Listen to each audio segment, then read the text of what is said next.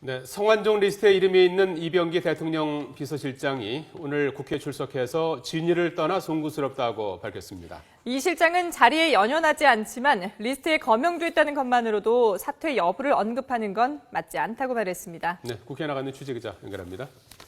김준영 기자. 네, 국회에 나와 있습니다. 예, 이병기 대통령 비서실장이 오늘 국회 운영위원회에 출석했는데요. 성완종 리스트에 이름이 오른 것과 관련해서 본인이 입장을 밝혔죠? 네, 그렇습니다. 성완종 리스트 파문이 이어지고 있는 가운데 오늘 오전부터 국회 운영위원회 전체회의가 열려 청와대 업무보고를 받고 있습니다.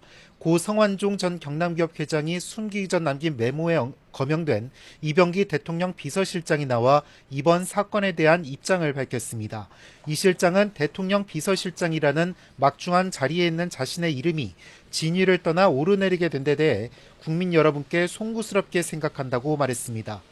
야당 의원들은 이 실장의 리스트에 거명됐고 청와대가 법무부나 검찰의 수사 지휘를 할 수 있는 위치에 있는 만큼 이 실장은 연루자로서 스스로 물러나야 한다고 압박했습니다.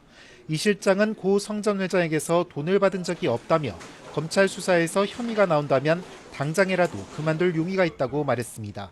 그러면서 검찰에서 필요하다고 판단하면 얼마든지 나갈 용의가 있다고 덧붙였습니다.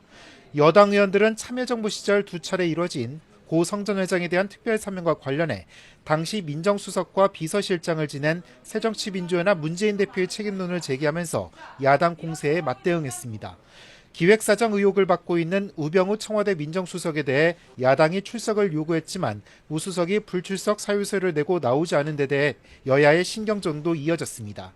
야당 의원들은 국민적 의혹 해소를 위해 반드시 나와야 한다고 요구했고 여당 의원들은 민정수석이 운영위에 출석하지 않는 게 관례이고 여야 간사 간 합의가 이루어지지 않았다고 맞섰습니다. 네, 그리고 여야가 합의한 공무원 연금 개혁 법안 처리 시한 내일 아니겠습니까? 지금 협의 상황은 어떻게 진행되고 있습니까? 네, 말씀하신 것처럼 여야가 합의한 공무원 연금 개혁 국회 특위 활동 시한을 하루 앞두고 막바지 협의가 이어지고 있습니다.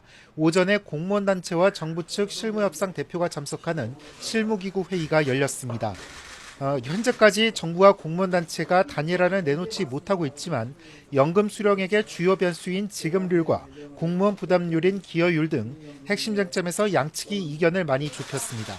이와 관련해 연금개혁특위 야당 간사인 강기정 의원은 지급률 범위를 1.73에서 1.75% 사이를 놓고 공무원단체 측과 정부 측이 막바지 이견을 조율하고 있다고 밝혔습니다. 강 의원은 기여율은 9%로 의견이 좁혀졌고 공무원 인사 개편안 등 남은 쟁점에 대해서도 많은 진전을 이뤘다고 전했습니다. 원래 오늘 특위 법안 심사 소위와 전체 회의가 잇따라 열릴 예정이었는데 실무기구 논의 이후로 수년돼 오늘 오후 늦게나 내일 열릴 것으로 보입니다.